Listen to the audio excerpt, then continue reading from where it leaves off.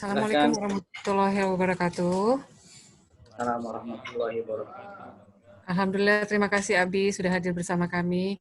Dan Pak Aris juga udah ada di sini. Masya Allah, wa barik fiik. Insya Allah malam ini akan dimulai dibuka oleh teman-teman kita dari Bandung. Kami persilakan Kang Joni dan juga Kang Epi. Mangga. Assalamualaikum warahmatullahi wabarakatuh. Waalaikumsalam warahmatullahi wabarakatuh. Sehat Pak Ustadz? Alhamdulillah sehat. Hari ini tuh hari yang spesial karena hari ini itu kita memperingati juga, masih memperingati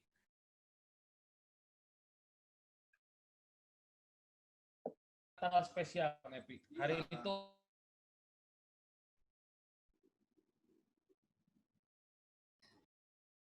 Agak keputus-putus ya. Muharram, sangat spesial sekali. Makanya di pengajian ANP Ta'lim hari ini, di minggu ini, karena spesial kita juga mempersiapkan MC yang sangat banyak di Bandung. Jadi semuanya boleh MC di sini, diawalin sama saya dan Kang Epi ya. Ya, insya Allah. Iya. Pak Ustadz, minggu ini juga kita punya tema yang sangat menarik sekali, yaitu temanya adalah sebuah dosa yang nikmat dilakukan, yaitu ghibah. Nah,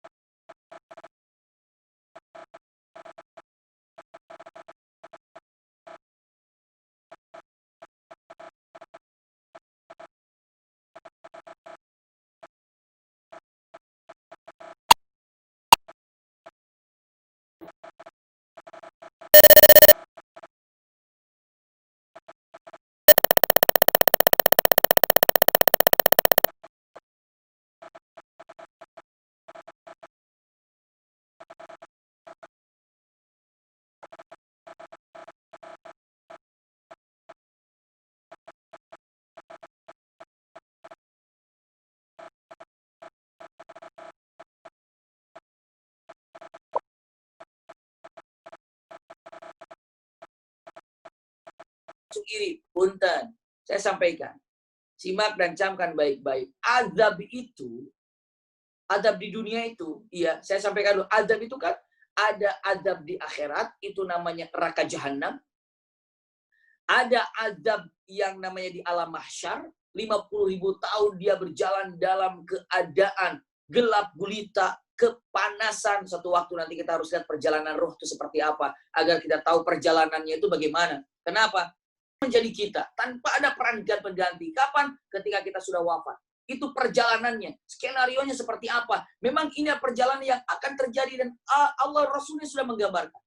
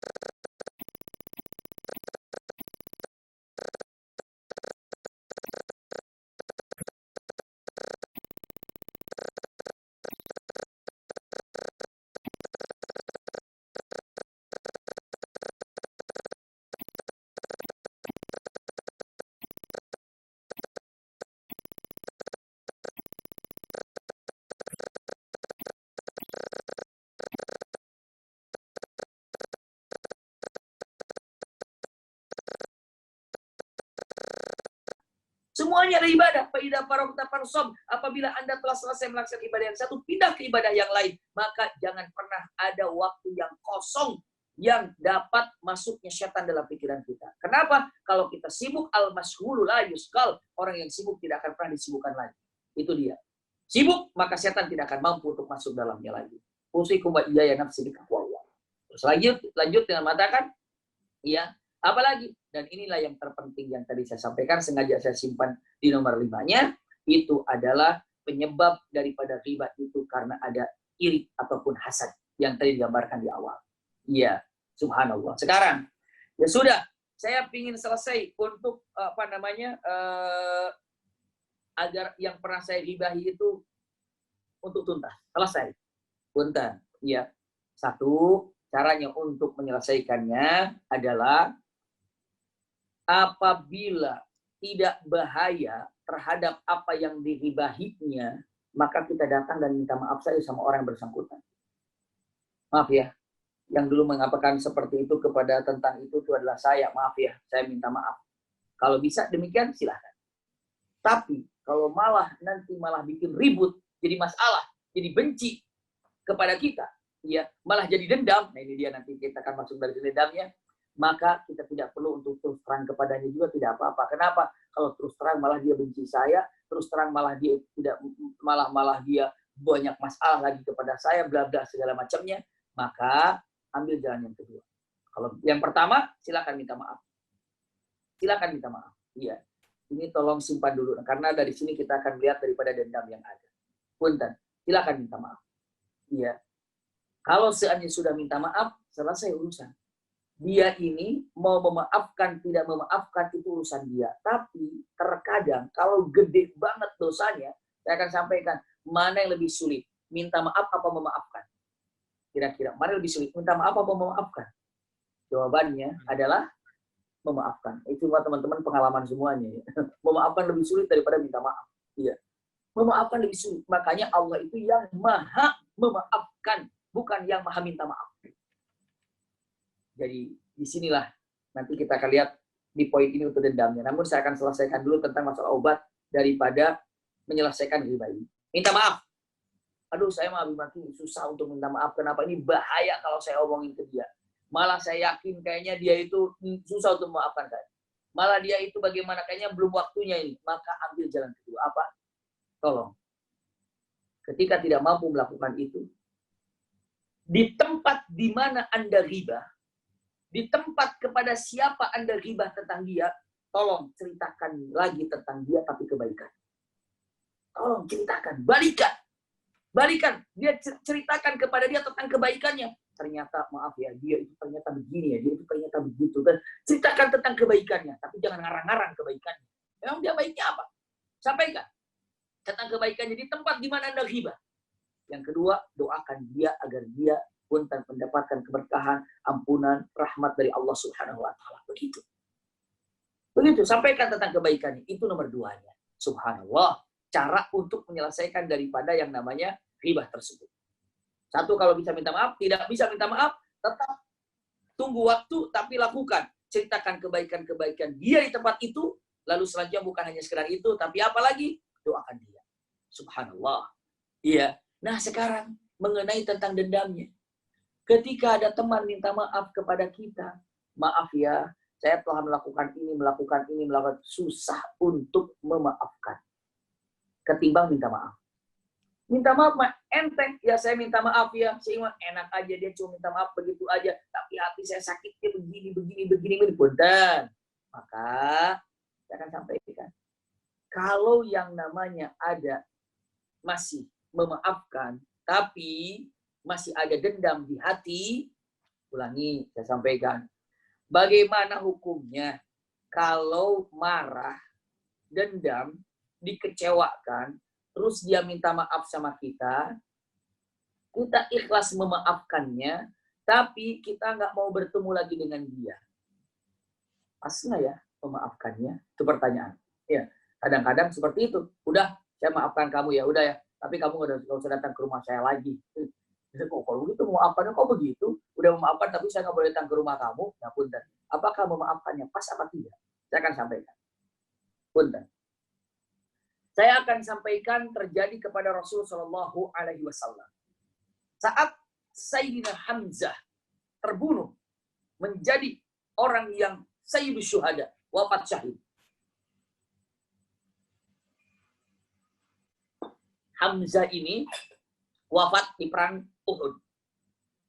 Dibelah dadanya, dibuka dadanya, keluarkan isi perutnya, potong telinganya, potong hidungnya, potong janggutnya, potong dagunya, itulah Hamzah. Coret-coret wajahnya oleh Wahsy. Rasulullah itu melihat Hamzah bagaimana dibelah dadanya, dibukakan dadanya, lalu dicoret-coret wajahnya. Masih kebayang oleh Rasulullah bagaimana wajah Hamzah, bagaimana perut Hamzah, bagaimana isian Hamzah. Masih kebayang. Dan langsung Rasulullah mengatakan memang informasinya yang melakukan ini adalah Wahsy. Wahsy yang telah melakukan ini. Na'udzubillah. Maka ternyata Wahsy dalam Futuh Mekah datang dan menjadi seorang muslim. Menjadi mukmin. Iya. Malah dia ditutup wajahnya agar tidak dilihat oleh Rasulullah. Maka begitu datang di hadapan Rasulullah, ini ditutup wajahnya. Jadi cuma kelihatan mata saja. Dia katakan, "Ya Rasulullah, saya ingin menjadi seorang yang muslim." Lalu Rasulullah mengatakan, "Silakan, kamu katakan tinggal 2 kalimat syahadat." "Baik ya Rasulullah." Begitu matan baik ya Rasulullah langsung mengenal suaranya. Matan, "Kamu Wahsy? Kamu Wahsy ya?" Langsung Rasulullah, "Kamu Wahsy ya?" Tiba-tiba Rasulullah mengatakan, "Kamu Wahsy?" Wahsy tidak mengatakan iya, tapi Wahsy mengatakan, "Asyhadu an la ilaha illallah wa asyhadu annaka Muhammadar Rasulullah." Kenapa? Karena takut dihukum oleh Rasul Shallallahu Alaihi Wasallam. Karena kalau sudah Islam berarti sudah selesai urusannya. Maka Rasulullah katakan, "Terima." Baru Rasulullah, "Wahsy, ceritakan kepadaku bagaimana engkau membunuh Hamzah." Maka Wahsy menceritakan bagaimana membunuh Hamzah. Begini. Berlinang air mata Rasulullah. Dan Rasulullah katakan, "Wahsy," kata Rasulullah, "Wahsy, aku telah menerima Islammu. Tapi aku mengingat rasa sedih dengan membayangkan Hamzah. Kalau aku melihatmu, aku membayangkan Hamzah, maka kesedihanku kembali. Maka punten Wahsy, jangan dulu berada di hadapanku." Itu sampai kata Rasulullah. "Aku melihatmu, langsung terbayang sedihku." Ya, sedihku. Kenapa? Sedihku ini, usikum wa iyaya nafsi bitaqwallah. Ketika aku melihat wajahmu, kebayang sedihku karena melihat Hamzah yang wafat saat itu. Maka kamu inza'anni ya Wahsy. Kamu jangan dulu berada di hadapanku, wahai Wahsy. Maka Wahsy, "Baik ya Rasulullah." Maka Wahsy pergi. Hanya rindu sama Rasulullah, ingin memeluk Rasulullah, tapi menghargai Rasul, takut melihat wajahnya, malah keinget Hamzah. Punten. Apakah Rasulullah memaafkan Wahsy? Pasti memaafkan. Apakah Rasulullah ini sudah menerima Wahsy sebagai mukminin? Menerima. Tapi ingatan kepada kesedihan kepada Hamzah, wajar, Rasulullah manusia. Maka Rasulullah katakan, "Jangan dekat-dekat dulu denganku." Kata Rasulullah Shallallahu Alaihi Wasallam. Itu kalimatnya. Karena membayangkan Hamzah yang terbunuh, terbelah dadanya, segala Wahsy yang melakukannya. Maka kamu jangan dulu di hadapanku, wahai Wahsy, karena mengingatkan Hamzah. Melihat daripada ini, kalau ada orang menyakiti kita, segala macamnya, punten, saya sudah maafkan kamu ya. Dan saya tidak memutuskan silaturahim kepada kamu. Ya, tapi maaf sekali. Mungkin terlalu luka hati ini. Saya sudah maafkan. Nggak ada masalah buat saya. Ada masalah.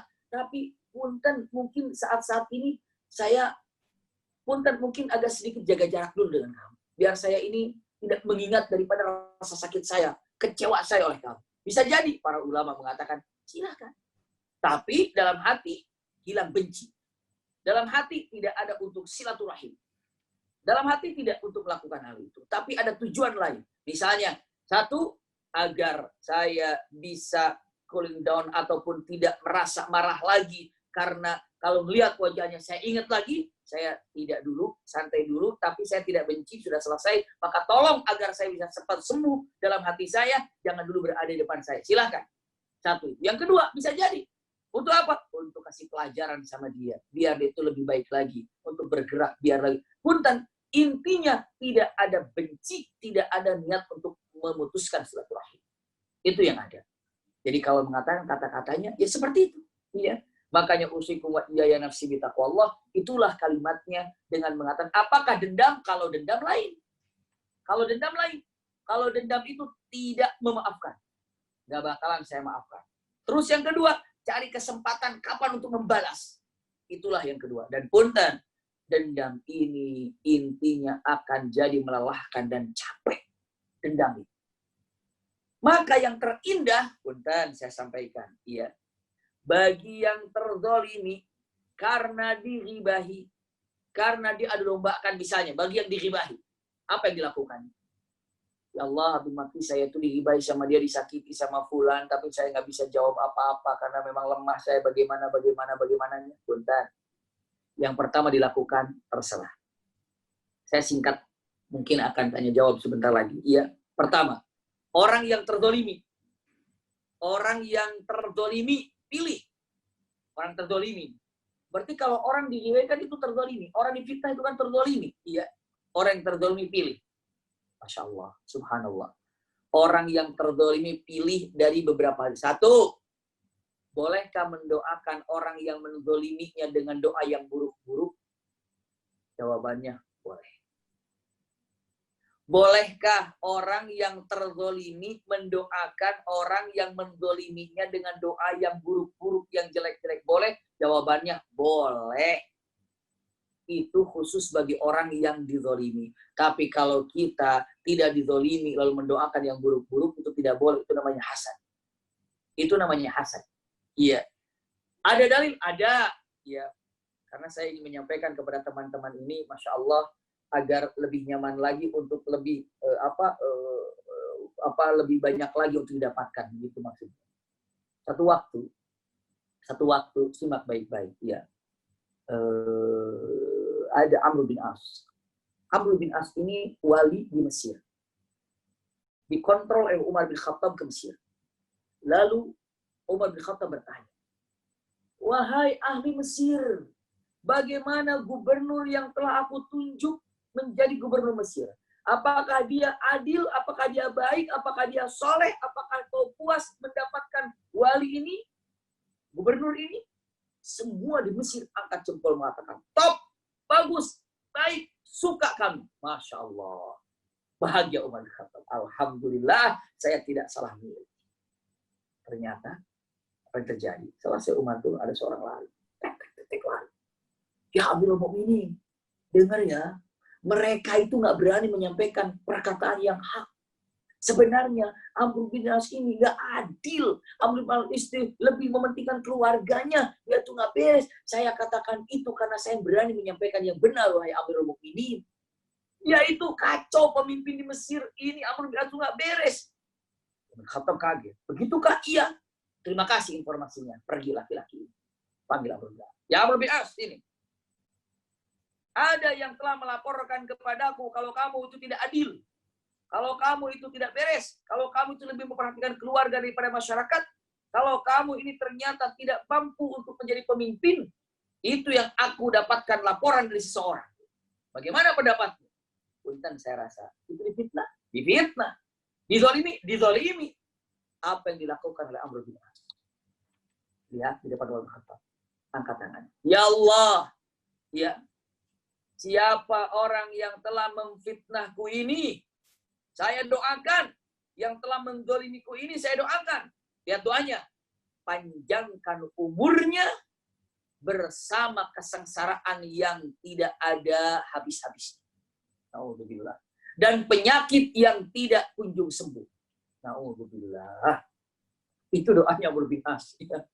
Dan Umar bin Khattab tidak marah. Itu haknya orang yang terzalimi. Mau doakan apa saja. Ternyata setelah Umar bin Khattab wafat, Utsman bin Affan wafat, ya, bahkan Amr bin As sudah wafat, di zaman Ali bin Abi Thalib, ada seseorang di tengah pasar, orang tua udah sepuh, bahkan kakinya udah mulai lumpuh, penyakit kulitnya juga banyak, lalu jenggotnya udah putih semua, ini hajib itu apa ya? Alisnya sudah menutup wajahnya. Tapi punten, penyakitan. Lalu bukan hanya sekedar penyakitan, tapi apa? Enggak punya keluarga, hanya sebatang kara. Yang ketiga, Kenapa tidak ada yang menyayanginya? Karena apa? Apa namanya? Apa namanya? Saya nggak tahu begini. Kalau ada orang tua suka apa namanya? Ngisengin anak perempuan, orang tua gitu, udah tua, udah hampir 100 tahun, tapi kalau ketemu perempuan, ininya ganjel, matanya kedip-kedip begitu. Itulah yang ada. Makanya orang pada benci, ini jijik, jadi dihinakan. Jadi perempuan, laki-laki ini udah tua, tinggal di pinggir apa namanya, di pinggir pasar. Kalau ada perempuan lewat, matanya kedip-kedip begitu, kayak apa, kasih kode-kode begitu. Maka para perempuan benci, laki-laki pun benci, dan dia tidak punya keluarga, dalam keadaan sakit yang kepanjangan, dan usia yang tidak pernah mati-mati. Maka Ali bin Abi Thalib bertanya, apa yang telah menimpamu, hai kakek tua? Jawabannya, aku doanya Amr bin As karena telah dizolimi oleh aku. Itu satu. Jadi saat teman-teman terzolimi, pilih satu, boleh mendoakan zolimi dengan doa buruk, monggo silakan. Asal terzolimi. Ya, tapi nggak ada dendam. Jangan dendam. Kalau dendam itu sama istilahnya punten. Ini adalah, nanti kita akan lihat sedikit lagi ketika ada orang dendam ini ya. Efeknya rugi kalau dendam. Satu itu. Dua, ya. Dua, kalau orang yang terzolimi ini lebih baik daripada yang pertama. Kenapa? Yang kedua ini adalah punten, menyerahkan kepada Allah, saking sakit hatinya, doanya, ya Allah, aku serahkan kepadamu orang yang telah menzalimi aku. Aku serahkan kepadamu, terserah engkau mau diapakan, mau dibagaimana, terserah. Itu nomor dua. Silahkan lakukan itu. Tapi dia tidak memaafkan. Dia tidak memaafkan. Itu lebih baik daripada nomor pertama. Nomor ketiga, itu lebih baik lagi. Punten. Dia tidak menyerahkan kepada Allah. Tapi dia katakan, ya Allah, aku maafkan dia. Masya Allah. Aku maafkan dia dan aku doakan agar dia ini menjadi orang soleh. Punten. Saat teman-teman sanggup memaafkan orang yang telah menyakiti Anda, apa yang diakibatkannya?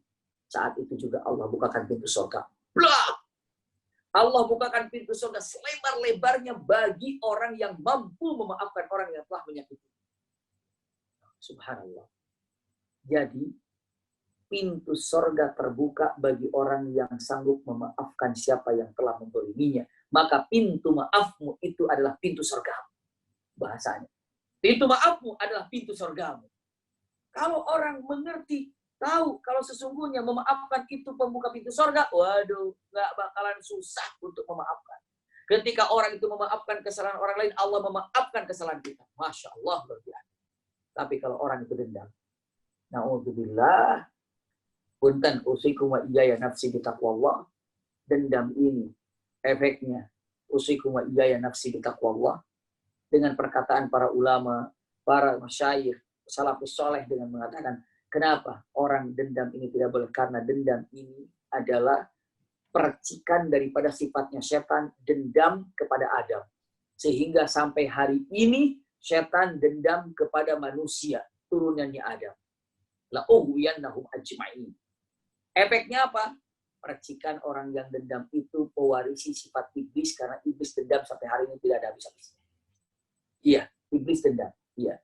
Yang kedua, dengan mengatakan efek daripada dendam ini akan tajassus. Tajassus itu mencari-cari kapan celah untuk membalas. Tidak mau memaafkannya. Iya, tidak mau memaafkannya. Bagaimana kalau dia tidak minta maaf sama kita? Apakah boleh kita memaafkannya? Maafkan saja orang yang telah menzalimi kita, baik itu tidak memaaf, tidak minta maaf, atau meminta maaf. Sama saja. Langsung saja maafkan. Saat kita memaafkan, pintu surga terbuka. Subhanallah. Jadi, punten. Ketika orang yang dendam ini, satu, mewarisi sifat iblis. Yang kedua, ketika orang dendam ini, punten, hidupnya terasa menjadi susah. Karena apa? Karena tidak tenang sebelum bisa membalasnya. Yang ketiga, menyia-nyiakan pintu surga yang terbuka yang Allah siapkan ketika kita mampu untuk bertaubat. Punten, ketika mampu untuk memaafkan. Saat kita memaafkan, pintu taubat terbuka. Wallahu a'lam bishawab. Iya, mungkin singkatnya yang saya sampaikan, karena kita akan buka tanya jawab, mungkin silahkan di antara teman-teman yang ingin bertanya ataupun sharing di dalam masalah ini, silahkan waktu kita malam hari ini kita buka untuk sharingnya setelah pemaparan daripada ghibah dan yang tadi sampaikan sedikit tentang masalah dendamnya. Karena berawal semuanya daripada iri ataupun daripada hasad. Silakan, teman-teman. Alhamdulillah, terima kasih Pak Ustadz. Terima kasih Pak Ustadz. Aduh, ternyata mengerikan Kang Epi tentang gibah ini ya. Jadi untuk teman-teman semua, mulai malam ini komunitas sahabat gibah distrik Karangtengah dan Bandung dibubarkan ya. Yuk lihat lagi fotonya. Siapakah sahabat gibah di antara kalian? Wah, ini banyak sahabat gibah saya di sini. Ya, untuk teman-teman semua boleh buka pertanyaan, boleh di chat di bawah Atau langsung tunjuk tangan boleh. tunjuk tangan. Saya boleh mengawali pertanyaan nggak, Ya, Nabi? boleh, saya juga mau Ya. mengawali nih. Assalamualaikum Pak Ustadz, saya mau nanya duluan, boleh ya Pak Ustadz ya? Waalaikumsalam warahmatullahi wabarakatuh. Mangga, silakan. Mudah-mudahan ada sedikit benernya ini teh gibah teh. Kalau dari sudut pandang, apakah kita boleh menggibah tapi dalam bentuk untuk menyelamatkan sebuah pekerjaan atau sistem pekerjaan? Misal. Ya, jadi misalnya ada sebuah masalah yang ketika ada orang ini, wah ini bakal ngerusak perusahaan Bank Indonesia misalnya gitu. Kita ngobrol, apakah gimana kayak gitu Pak Ustadz? Bisa nggak kayaknya? Iya. Bismillahirrahmanirrahim. Terima kasih banyak ya, jazakumullah khair. Ya. Tidak dikategorikan ghibah yang diharamkan, dan ini bukan ghibah ya. Kenapa? Ketika raful haq, untuk mengangkat yang hak. Maksudnya adalah tidak dikategorikan ghibah ketika untuk mengangkat yang hak, mencari kebenaran. Mencari kebenaran. Ya, itu yang pertama. Tidak dikategorikan ghibah untuk mencari kebenaran, ya, ataupun untuk menumbangkan kezoliman. Itu juga bukan ghibah. Mencari kebenaran, menumbangkan kezoliman. Lalu yang ketiganya, ketika untuk menyelamatkan, tidak ada ghibah hal masalah ini. Usikum wa iyaya nafsi bitaqwallah. Lalu seperti misalnya contoh, bagaimana caranya untuk mencari kebenaran. Ada orang kan polisi itu mencari kebenaran. Di mana akhirnya satu kampung tahu. Satu kampung tahu kalau di rumah itu ternyata ada yang tidak baik. Maka satu kampung tahu. Tahulah orang itu. Kenapa? Karena tempat itu tidak baik semua. Akhirnya ketahuan, tangkap oleh polisi. Kenapa? Oh, polisi gara-gara polisi ini jadi hibah begini. Bukan. Tapi apa? Punten, ini adalah satu untuk mencari fakta kebenaran. Lalu akhirnya diekspos, disampaikan di berita. Ya. Untuk apa? Itu bukan untuk mencari aibnya. Tapi apa? Sebagai pelajaran. Inilah akibatnya. Tapi punten, makanya ada adabnya. Ketika yang namanya menyampaikan satu keburukan seseorang di Indonesia pun, dan memang ada pakai inisial. Iya. Pakai inisial. Nggak usah disebutkan inisialnya bulan, tapi rumahnya di jalan sekian, nomor sekian, itu mah sama aja. Iya. Jadi hanya inisial saja. Maka itu cukup untuk memberikan informasi. Satu itu ketika raful haq. Lalu dengan mengatakan, bagaimana cara lagi yang dikategorikan ghibah untuk menyelamatkan. Tadi untuk menyelamatkan dikategorikan ghibah, tidak dikategorikan. Contoh misalnya begini. Teman-teman punya asisten di rumah, Masya Allah. Asisten di rumah ini, waduh, luar biasa, rajinnya kebangetan. Sangat rajin. Saking rajinnya, asisten di rumah ini jam tangan hilang. Handphone hilang. Ya, kacamata hilang. Dompet hilang. Pokoknya saking rajinnya begitulah kira-kira. Kira-kira ini, kalau ada asisten seperti itu, tidak lama umurnya di rumah. Langsung, Mbak, punten ya. Karena Mbak ini terlalu rajin tangannya, maka Mbak sebaiknya keluar dari tempat saya. Maka punten, dikeluarkan. Dia sudah minta maaf segala macam, tapi puntennya sudah maafkan, tapi nggak terima masalahnya, keluarkan. Ada masalah nggak ada. Berarti kalau mengeluarkan, berarti Bapak tidak memaafkan saya dong. Memaafkan sudah selesai, tapi ini adalah sebagai hukuman buat Anda, buat Mbak, dengan mengatakan ini hukumannya. Saya maafkan, tapi saya nggak pakai lagi. Udah, keluar. Hanya keluar. Iya. Subhanallah. Begitu teman-teman kita ini, ataupun sahabat main ke rumah saya. Main ke rumah saya. Tiba-tiba, mantan asisten di rumah teman-teman ini kerja di rumah saya. Bantu-bantu ini kira-kira teman-teman. Wis, kok ada di sini? Mau bilang nggak ke saya kira-kira sifat dia di rumah waktu menjadi pekerja di rumah bapak, di rumah ibu? Bilang apa enggak? Jangan mengatakan hatinya, aduh mau ngomong sama Abi Maki nggak enak, ghibah ini. Itu mau menjerumuskan saya namanya. Ya. Harus bilang, Abi Maki punten ya, itu yang sekarang ada di rumah Abi Maki itu dulu pernah sama saya. Tapi tangannya, waduh, rajin banget. Maka punten, hati-hati saja. Nah, untuk menyelamatkan hal ini, saya menyelamatkan ini bukan ghibah. Tapi apa? Untuk menyelamatkan seseorang. Boleh silakan. Boleh silakan. Kenapa? Itu bukan ghibah. Dan seperti inilah yang dikategorikan dengan mengatakan bukan ghibah. Iya. Jadi ketika menyampat yang hak, menghampurkan yang zalim, menolong seseorang, itu bukan ghibah namanya. Ya, tapi apa? Tapi ini adalah ketika tadi Rabbul Haq menegakkan yang hak, menyatukan yang zalim, atau menolong. Berarti ini istilah pertolongan. Atau mencari solusi. Mencari solusi. Ghibah yang paling haram. Ghibah tingkatannya tinggi. Ghibah yang paling haram itu adalah menceritakan aib pasangan hidup. Itu adalah ghibah yang paling tinggi. Menceritakan aib pasangan hidup itu adalah ghibah yang paling tinggi. Hati-hati, ya. Yang seharusnya dilindungi istri, dilindungi suami, ternyata dikeluarkan aibnya. Itu ghibah tertinggi. Dosanya terberat dan terbesar. Maka apa yang dilakukannya? Simpan baik-baik usikum wa iyaya nafsi bi taqwallah. Punten-punten, ya. Bagaimana kalau lagi ada masalah dengan istri? Saya mau menceritakan sama orang. Berarti saya harus mengeluarkan, menyampaikan tentang kekeliruannya, tentang aibnya. Nah, untuk mencari solusi, silahkan sampaikan kepada orang yang bisa memberikan solusi tersebut.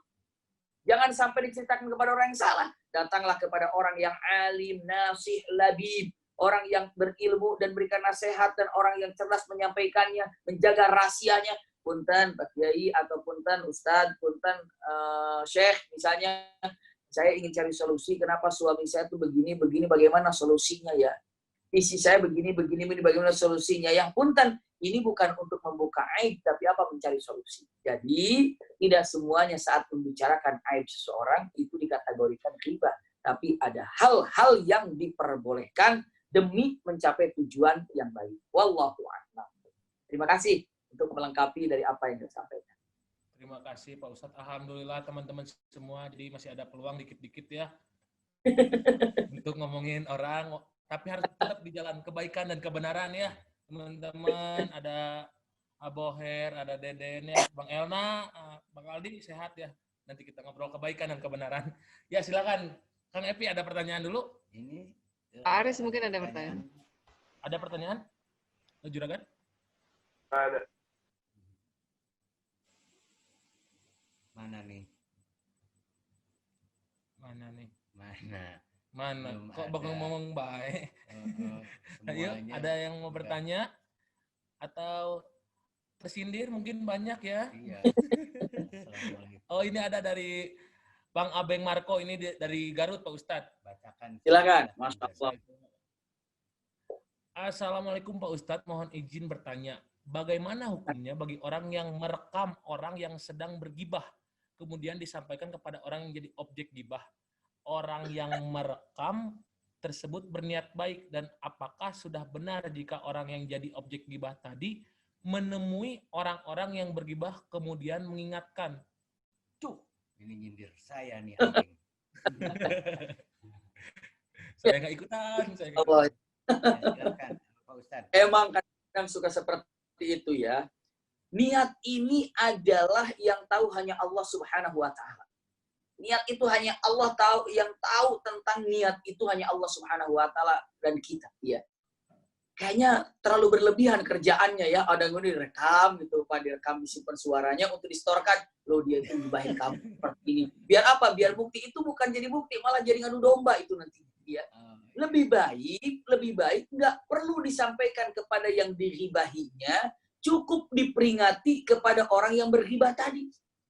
Bila perlu dengan mengatakan kata hati-hati ya. Nah, ini rekaman, silakan untuk nakut-nakutin orang yang ghibah tadi. Saya sudah rekam loh perkataan kamu itu. Kalau saya sampaikan ke dia, kamu itu bisa begini.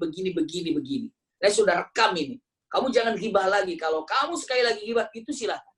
Iya. Tapi kalau rekamannya malah didatangi, tahu nggak? Dengerin isi Quran ngomongin kamu. Waduh, itu mah jadi berantem, jadi rame, jadi ribut. Siapa penyebabnya?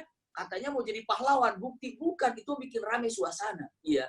Makanya kalau yang baiknya, adabnya adalah ketika ada orang yang ghibah, stop. Ya.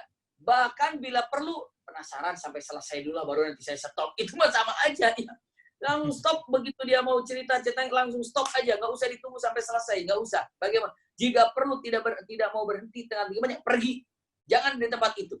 Anda ingin selamat daripada majelis ghibah, bukan majelis ilmu ini ceritanya. Anda ingin selesai daripada majelis ghibah, keluar daripada ghibah tersebut. Selagi masih di situ, waduh luar biasa. Iya, ada yang iseng dengan mengatakan saya duduk di tempat itu aja, tapi saya pakai headset segala macam biar saya nggak dengar apa-apa. Dan para ulama dengan mengatakan tetap Anda akan penasaran ketika dia melihat mimik wajahnya serius segala apa sih, coba dibuka dulu sedikit atau dikecilin dulu volumenya, itu sedikit saja nama yang digibahinya Anda dengar itu sudah masuk di dalam.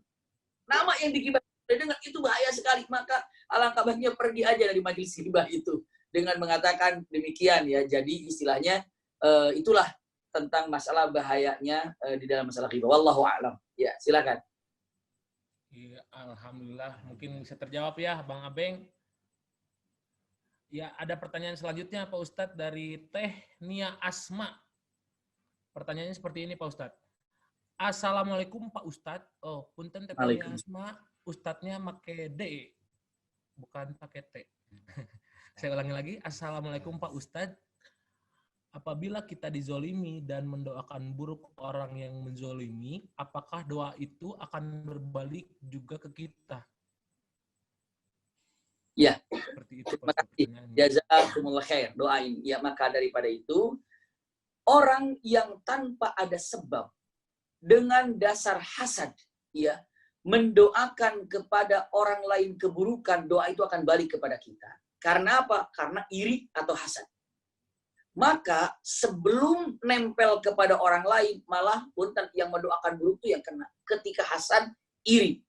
Tapi khusus daripada orang yang dizolimi, mendoakan buruk kepada yang menzoliminya, itu tidak kena, tidak balik kepada orang yang berdoa tersebut. Itulah efek daripada dahsyatnya orang yang dizolimi. Sampai punten Rasulullah dengan tegas mengatakan, laisa bainal mazlum wallahi hijab. Artinya tidak ada hijab antara orang yang dizalimi dengan Allah Subhanahu wa taala. Walau kana kafiran, walaupun orang itu orang kafir. Ingat ya, sekalipun itu orang kafir, tidak beriman pada Allah Subhanahu wa taala, saat terzalimi doanya mustajab. Walaupun itu orang kafir. Jadi terima kasih dengan pertanyaan ini. Apakah orang yang terzolimi lalu mendoakan orang yang menzoliminya akan balik kepada orang yang berdoa? Tadi tidak. Dengan syarat benar-benar terzolimi. Tapi itu kan nomor satunya.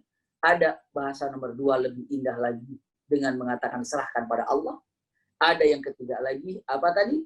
Memaafkan. Dan bukan hanya memaafkan, tapi apa? Iya, tapi mendoakan yang baik-baik. Jadi yang akan balik kepada orang yang mendoakannya itu adalah ketika orang berada dalam keadaan hasad. Dan ingat, misalnya orang ini hasad. Ya Allah, mudah-mudahan handphonenya hilang. Hasad itu. Maka sebelum handphonenya dia hilang, handphone yang mendoakan dulu hilang. Kenapa? Karena setiap kita berdoa, ada malaikat mengatakan, walahu kadalik, walahu kadalik. Itu kata malaikat. Jadi saat kita berdoa untuk seseorang, maka kita didoakan oleh malaikat. Karena setiap diri kita ada malaikat yang mengaminkan doa kita dengan mengatakan untuk dia juga. Untuk dia juga. Kayak gitu. Ya Allah, mudah-mudahan handphonenya hilang. Kata malaikat, amin untuk dia juga ya Allah. Nah gitu, habislah. Ya. Jadi kalau dia mau didoakan sama kita, kalau kita didoakan sama malaikat, coba kalau doa baik-baik. Ya Allah, mudah-mudahan keluarganya sakinah. Malaikat bilang, amin untuk dia juga. Kita dulu sakinah, baru dia. Makanya pandai-pandailah mendoakan orang lain, karena di situ ada malaikat yang mengaminkan doa kita. Allahu a'lam. Terima kasih. Alhamdulillah, terima kasih Pak Ustadz. Ini ada pertanyaan selanjutnya dari Bang Eza Yayang, Pak Ustadz. Boleh dibuka? Ya. Assalamualaikum Pak Ustadz. Waalaikumsalam warahmatullahi wabarakatuh. Ini Pak Ustadz, saya mau nanya kalau yang gibah model kayak gini gimana Pak Ustadz? Misalnya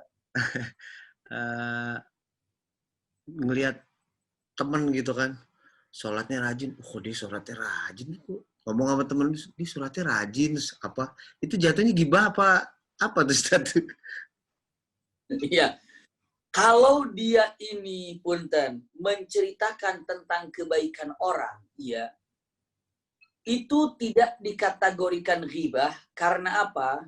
Ketika dia mengatakan, oh dia itu orangnya rajin ya, ternyata puasa Senin Kemisnya rajin ya, punten, ya, tidak dikategorikan ghibah. Namun yang ditakutkan itu adalah orang yang diceritakan ketika tahu diceritakan sama teman-temannya kalau dia itu rajin sholatnya segala macam, takutnya tidak tahan dengan pujian itu. Makanya akhirnya dengan mengatakan kata-katanya, ada yang namanya setan itu akan datang dari mana-mana ya. Lalu dia katakan dengan mata, iyalah aku kan udah pada terkenal di teman-teman saya kalau saya rajin sholatnya, kalau saya rajin puasa Senin Kemisnya, aku udah terkenal. Maka ketika ada perasaan seperti itu saja, maka amalannya itu akan apa? Takutnya menjadi luntur. Maka tolonglah dia jaga amalan dia dengan cara kita ini kalau mau bicara berbisik, tentulah dia orangnya baik, dia silakan. Tapi jangan sampai diketahui oleh orang yang diceritakannya. Makanya kalau menceritakan orang, kebaikan seseorang, ketika di hadapan dia, sebenarnya, punten-punten, dia, kalau para ulama mengatakan, ketika ada orang memuji kepada ulama tersebut, maka ulama itu tersebut dengan mengatakan kata-katanya, ucapannya, jangan jerumuskan aku ke dalam jurang kehancuran karena pujian. Seperti itu. Saya punya sahabat, punya teman, orang India, putranya daripada Syekh Sofiur Rahman Mubarakfuri. Dari usia 8 atau 9 tahun hafal Quran. Dari 8 tahun dia ini sudah jadi imam. Sahabat, satu bangku. Dan setiap saya kenalkan dengan teman-teman saya dengan bangga mengatakan, Assalamualaikum, Masya Allah, ini kenalkan sahabat saya namanya Umar Faruk. Usia 8 tahun sudah hafal Quran, dia ini sudah hafal Quran dan dia sudah mendapatkan ijazah sanad hafalan Quran. Pokoknya saya setiap ketemu dengan teman, saya selalu kenalkan dia ini ada hafal Quran usia 8 tahun dan dia sudah bersanad bacaan Qurannya seperti itu. Saya selalu katakan demikian. Tiba-tiba dia berbisik. Itu mungkin lebih daripada nggak kehitung lah. Teman saya orang Indonesia begitu salaman, saya kenalkan sama Umar Faruk. Ini Umar Faruk hafal Quran 8 tahun dan sudah jadi imam di usia 8 tahun dan hafalannya sudah mendapatkan sanad yang luar biasa dan hafalannya mutqin. Selalu begitu. Tiba-tiba dia bilang gini, sini, ada apa? Saya mohon sama antum, kalau mengenalkan sama teman-teman antum, jangan bilang saya itu hafal Quran 8 tahun, sudah jadi imam. Kenapa sih jadi sombong? Jangan-jangan hafalan saya hilang. Jangan-jangan hafalan saya hilang. Saya tidak mau begitu. Oh gitu ya. Jadi cukup saja, ini kenalan saya Umar Faruk satu kelas. Gitu aja ngomongnya. Iya. Saya bilang. Subhanallah. Saat itu, teman-teman kami dari Mesir kumpul, dari Yaman juga kumpul, datang Umar Faruk. Saya katakan, ini teman saya, Umar Faruk, satu kelas dengan saya dari India. Cuma gitu aja. Setelah saya pulang, dia bilang, ini gara-gara kamu ini. Kenapa? Setan bisik sama saya, dia bilang, ya si Abi maki, nggak ngomong kalau saya hafal Quran 9 tahun, biar lebih dihargai lagi sama teman-teman. Nah, itu dia mengharap seperti ketika dikenalkan di awal. Kenapa? Karena saya selalu mengatakan gitu. Nah, kalau seandainya ada orang berbisik, ya rajin sholatnya, dia rajin Senin Kemisnya ya. Begitu ada orang fulan selalu mengatakan itu, begitu ada teman lain ngobrol, jangan-jangan dia lagi ngobrolin saya rajin nih, jangan-jangan lagi ngobrolin saya di ini. Maka punten, takutnya tidak bisa menahan daripada ujian itu, malah anjlok, malah ambles. Iya. Makanya pandanglah dengan mengatakan, Masya Allah sebagai contoh, mudah-mudahan dia istiqomah dan mudah-mudahan dia baik dan saya pun bisa seperti itu. Jadi itu, ya, itu tidak termasuk ghibah, tapi apa? Memuji kepada dirinya, ya, dan pasti saat memuji, tolong punten sisipkan doa kepadanya. Jangan hanya memuji. Kenapa? Karena siapa tahu dengan doa kita ini dia akan lebih istiqomah dan lebih baik seperti itu. Dan pastinya orang yang tadi rajin sholatnya mendoakan kita juga. Dan paling tidak, tolong doakan saya lah di dalam sholat-sholatmu ya. Seperti itu. Ya, wallahu a'lam. Syukran. Allah ibarik. Mau nanya, Ustadz, berarti kan kalau tadi kan Ustadz bilang kalau gibah itu berarti ngomongin keburukan orang kan, which is dimana pahalanya orang yang kita gibahin itu kan ke kita.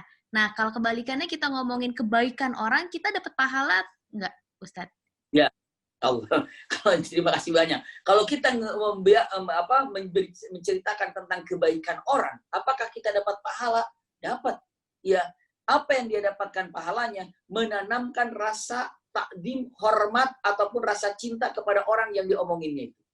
Oh, jadi itu orang soleh. Minimal, saya juga pengen kayak gitu, pengen gitu, pengen gitu. Istilahnya, menebar kebaikan ini adalah mendapatkan pahala dari Allah Subhanahu wa Ta'ala. Seperti apa pahalanya? Wallahu a'lam. Tapi yang jelas, ketika menyampaikan tentang kebaikan orang lain, ya, minimal itu adalah sebuah doa yang mana kita bahagia dengan kebaikan orang tersebut.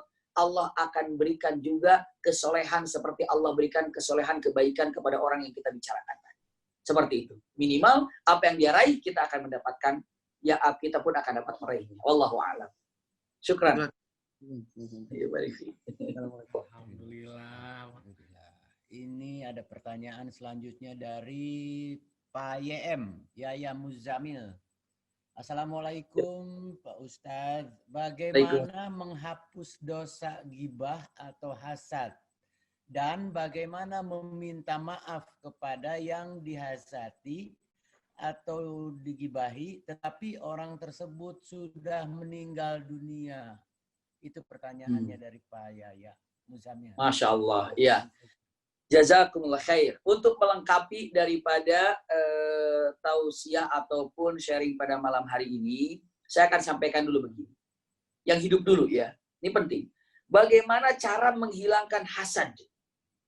Cara menghilangkan hasad itu jawabannya satu, cinta. Cinta yang dapat menghilangkan hasad.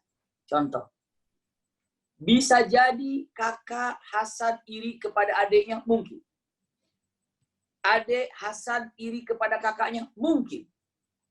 Mungkin kepada siapa, kepada murid kepada gurunya, guru kepada muridnya, teman kepada temannya, mungkin.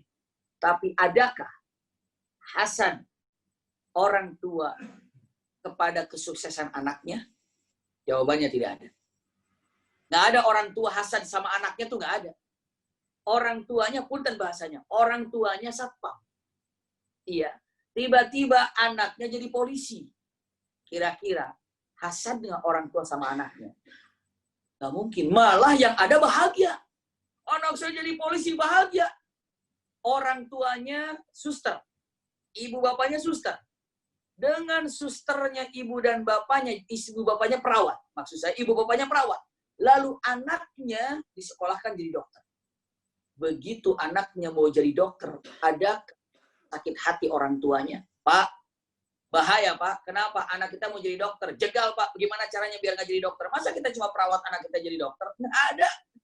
Malah dia mengatakan, anak kita mau jadi dokter. Iya, ayo kita jual ini buat ujian segala. Yang penting jadi dokter. Begitu anaknya jadi dokter, anaknya bahagia. Yang lebih bahagia lagi siapa? Orang tuanya.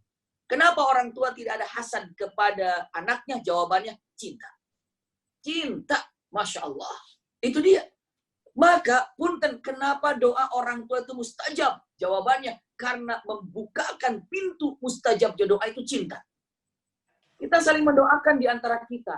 Kita mendoakan teman kita, mendoakan sahabat kita. Kenapa doanya ya belum terkabul? Ya, jawabannya, sebesar apa cinta Anda kepada teman Anda yang Anda doakan itu? Ada cintanya nggak? Kalau nggak ada cintanya nggak bisa.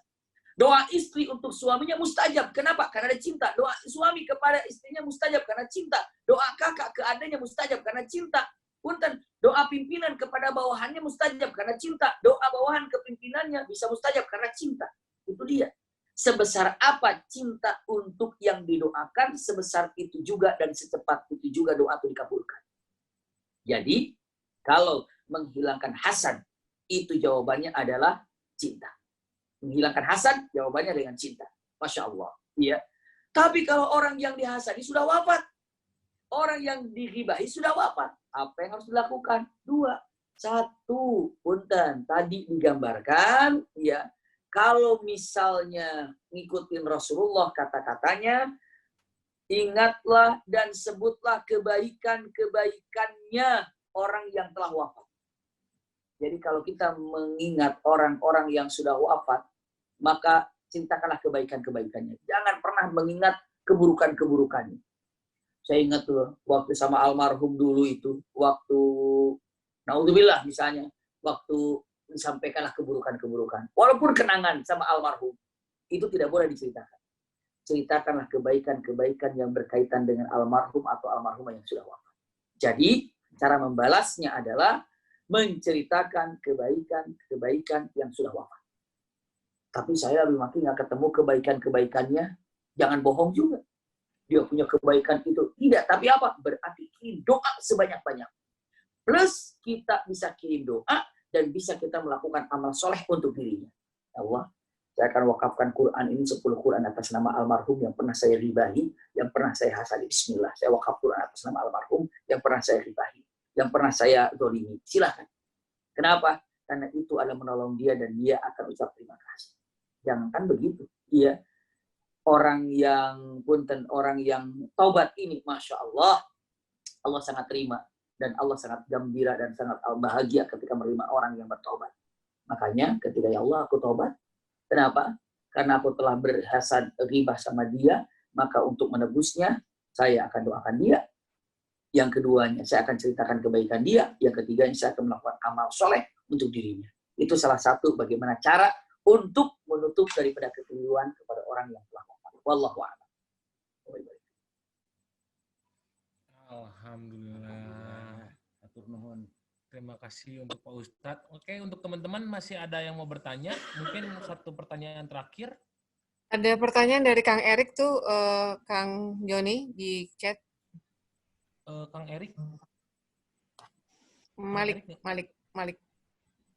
Nggak ada, Mak. Ada Malik Teh. Mungkin Kang Malik Erik bisa tanya langsung ya. Sebentar. Okay. Ini dia, Malik Erik Teh. Silakan dibaca Kang Joni. Assalamualaikum Pak Ustadz, mau tanya apa perbedaan antara gibah dan julid? Lebih jelek mana? Julid itu apa ya? Julid naon ta julid deh. Julid teh. Ini mah bahasa Sunda teh goreng hate Pak Ustadz. Aduh punten. Oh, goreng hate. Mohon gitu. Julid. Julid teh tanya. Iya. Mohon goreng hate juga. Goreng hate-nya julid itu bahasa anaknya. Jadi kalau dikatakan apa bedanya sama ribah dan julid? Julid itu kalau tadi dibilangnya goreng hate itu ya hatinya buruk gitu ya. Jadi suudzon mungkin ya. Selalu bersuudzon, ya berprasangka buruk begitu ya. Jadi apa bedanya riba dengan berprasangka buruk? Subhanallah. Punten. Prasangka buruk ini, prasangka buruk kalau riba itu diceritakan. Kalau riba itu diceritakan. Iya. Tapi kalau dalam hati masih mau riba, mau menceritakan tetapi tidak keluar, itu bukan riba. Tapi jika dikeluarkan baru riba. Iya, itu adalah riba. Menceritakan keburukan orang yang tidak disukai oleh orang tersebut apabila mendengarnya. Itu namanya riba. Tapi kalau yang namanya juli, atau dikatakan mungkin buruk artinya dengan cara dia ini bisa jadi mungkin, kalau dibilang mungkin kalau goreng hate gitu, karena banyak suudzon, ya, banyak berprasangka buruk begitu ya. Selalu memandang itu keburukan. Punten usikum wa iyaya nafsi bitaqwallah. Orang yang selalu berprasangka buruk, pastikan dia tidak akan pernah merasa nyaman hidup di dunia. Kenapa? Selalu curiga. Seperti itu. Ya. Makanya hasil daripada curiga itu bisa jadi mengakibatkan riba. Jadi kalau dibilang apa hubungannya antara julid dengan riba? Jelas ada hubungannya. Kenapa? Karena gara-gara suudzon saja orang bisa jadi berriba. Hati-hati. Orang bersuudzon itu adalah bagian daripada larangan yang berat. Sampai Al-Quran mengatakan hadis Rasulullah ana inda dhanni abdi, aku akan selalu berada dalam prasangka hambaku. Jika hambaku berprasangka baik tentang apapun, maka akan jadi baik. Tapi jika hambaku berprasangka buruk tentang apapun, maka akan jadi buruk kejadiannya. Sangat mengerikan sekali. Ya Wallahu a'lam. Iya, alhamdulillah sekali. Jadi lebih jelek mana? Mungkin sama-sama jelek ya Pak Ustadz ya. Jelek. Jelek. Julid jelek. Oke, Riba ada jelek. lagi yang mau satu pertanyaan terakhir? Silakan. Buat Pak Sopyan, Pak Dewo, silakan. Siapa tahu ada yang mau bertanya? Gimana nih Kang Epi? Ada nih sebentar. Bertanya. Siapa, Mak? Kang Elna, Mas Kang Elna tadi angkat tangan. Oh, enggak Nggak jadi. Oh, nggak Dia jadi. menyerah. Kang Ella menyerah. Ada? Atau kita kayak lelang gitu ya, Kang Ip ya? Hitungan 10, kalau tidak pertanyaan akan ditutup. Mungkin itu Mbak Lulu ada pertanyaan. Nggak ada. Ibu Ade Nurul? Nggak, oke. Kalau enggak mungkin ada kesimpulan. Oh ini, Oh, ini ada nih. ada, Mak. Berprasangka buruk akan jadi buruk, berarti berprasangka juga jadi doa buat kita ya? Iya, Coba saya ulangi, betul. Ustaz ya, punten ya, Pak Ustaz. Silakan. Berprasangka buruk akan jadi buruk, berarti berprasangka juga jadi doa buat kita ya? Betul. Iya. Apakah Yang baik prasangka mungkin itu ya. bagian dari doa? Betul. Karena kata-katanya, aku, kata Allah, akan berada dalam prasangka hambaku. Jika hambaku berprasangka baik, maka akan jadi baik. Jika hambaku berprasangka buruk, maka akan jadi buruk. Itulah kenyataan hadis qudsi. Makanya dalam kehidupan ini, jangan pernah berprasangka buruk. Baik itu dalam situasi pandemi seperti ini, tetap aja. Makanya Rasulullah wala tunaffiru yassiru wala tu'assiru, kata Rasulullah. Apa kata-katanya? Berikan kabar gembira kepada mereka, jangan kau takut-takut. Mudahkan urusan mereka, jangan kau persulit. Itu kata Rasulullah. Jadi jangan pernah dengan mengatakan bersuudzon, ini kayaknya pandemi ini bahkan selesainya kecuali sekian bulan, kecuali sekian tahun. Jangan berprasangka begitu. Mengatakan akan selesai segera, akan tuntas seperti Amin.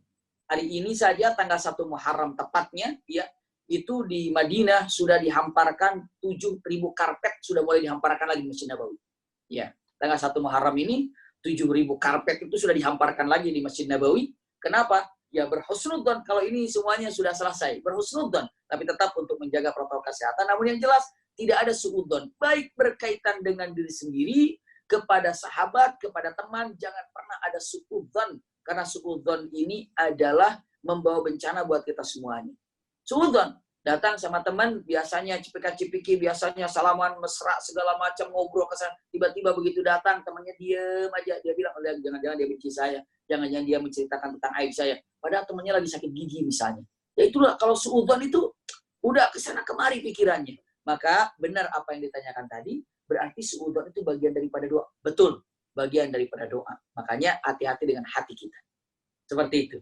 Allahu a'lam. Alhamdulillah. Mungkin sebagai penutup, Abi boleh kasih sedikit kesimpulan dari apa yang sudah disampaikan malam ini dan sekaligus menutup majelis dengan doa. Dan ada ini Abi, salah satu dari kami, ada Babi Naim itu iparnya meninggal tadi pagi, atau kemarin, maaf. Jadi mohon didoakan. Siapa Buat yang meninggal? Pak Marwan, iparnya Babi Naim. Oh, iparnya Pak Marwan bin Mansur. Gitu. Jadi mohon doanya buat kita juga semuanya dan juga Abi khususnya. Terima kasih. Ya. Dari kesimpulan yang singkat pada malam hari ini adalah penyakit yang menyebar ke berbagai macam dosa yang ada sampai mengakibatkan orang itu ghibah, namimah, ataupun dendam. Ternyata awal mulanya yang mengajarkan hal itu adalah makhluk yang paling dilaknat oleh Allah Subhanahu wa taala adalah iblis. Iblis yang pertama kali hasad, iblis yang pertama kali iri, maka dibuktikan dengan cara tidak mau taat kepada Allah. Iblis yang sedemikian rupa diusir oleh Allah dari surga, ternyata awal mulanya penyakitnya itu adalah hasad. Maka apabila kita sudah melepaskan diri daripada iri, apa yang terjadi? Nikmat hidup ini. Bagaimana cara melepaskan iri ini? Saling mencintai di antara kita. Ukhuwah Islamiyah yang kuat, ukhuwah Islamiyah yang kokoh. Punten, tadi disampaikan ternyata ghibah ini adalah yang paling mengerikan. Kita menjadi muflis. Muflis itu apa? orang yang bangkrut karena amalannya telah ditransfer kepada orang yang lebih baik. Orang yang dendam mewarisi sifat iblis, karena iblis ini sampai hari ini masih ada dendam. Adam sudah tidak ada, Hawa sudah tidak ada, Habil sudah tidak ada. Sekarang kita ini entah keturunan keberapa dari Adam, tapi iblis tetap ingin menyesatkan kepada kita karena dendamnya kepada Adam. Iblis ini marah sama kita karena dendamnya kepada Adam. Bisa dibayangkan. Maka seperti inilah yang sangat-sangat mengerikan buat diri kita semuanya. Na'udzubillah. Iya. Maka mudah-mudahan Allah selamatkan daripada sifat yang namanya sifat hasad, lalu jauh daripada amalan ghibah, dan bukan hanya jauh daripada amalan ghibah, tapi juga kita jauh daripada sifat pendendam. Iya, karena ini adalah sangat mengerikan sekali. Usikum wa iyaya nafsi bitaqwallah. Mudah-mudahan apa yang disampaikan ada manfaatnya. Mudah-mudahan AMP Amal ini dan semua yang hadir di majelis ini, yang hadir di Zoom ini, Allah angkat derajatnya dunia akhirat. Amin. Lebih khusus kita yang hadir di tempat ini, Allah berikan kenikmatan lahir dan batin, bisa merasakan ibadah pada Allah Subhanahu wa Ta'ala. Allah bimbing, tetap bimbing. Allah berikan hidayah kepada kita, dibimbing oleh Allah dengan ilmu-ilmu Allah yang diberikan kepada kita. Dan Allah berikan rasa ukhuwah, cinta di antara kita yang Allah satukan. Kita ini bukan hanya di dunia, tapi di surga Firdausil A'la. Karena kita saling mencintai karena Allah Subhanahu wa Ta'ala, bukan hanya diikat karena hasil daripada kerjaan ataupun bisnis ataupun karena ikatan dunia saja, tapi Allah pun ikat dengan rasa ukhuwah yang sangat cinta kepada Allah sehingga Allah ridha satukan kita di surga Firdausnya. Amin ya rabbal alamin. Juga untuk kita yang dalam keadaan sakit, semoga Allah sembuhkan. Kita yang sedang memiliki hajat, Allah kabulkan hajatnya. Kita yang sedang mendapatkan kesulitan, Allah keluarkan dari kesulitannya dan diganti dengan kebahagiaan. Keluarga kita yang sedang dalam keadaan masalah, Allah selesaikan. Wabil khusus, ya, ponakan daripada Babe Naim yang baru wafat, semoga Allah angkat derajatnya, Allah terima iman Islamnya, dan Allah juga berikan kesabaran kepada keluarga yang ditinggalkannya. Allahumma gfirlah, warhamhu, wa'afi, wa'afu anhu, wa akrim nuzulah, wa wasi berkhalahu. Ya Allah, ya Rahman, ya Rahim, kabulkan semua permohonan kami, jaga sahabat-sahabat kami, ya Rabb imannya, jaga sahabat-sahabat kami keistiqomahannya, jaga teman-teman kami, sahabat-sahabat kami dalam beribadah kepada Allah, jaga sahabat-sahabat kami, ya Rabbana di dunia dan di akhirat, taburi kami dan sahabat-sahabat kami dengan rahmatmu, hidayahmu, maghfirahmu, ampunanmu, Rabbana atina fid dunya hasanatan wa fil akhirati hasanatan wa qina adzabannar. Subhana rabbika rabbil izzati amma yasifun wa salamun alal mursalin walhamdulillahi rabbil alamin.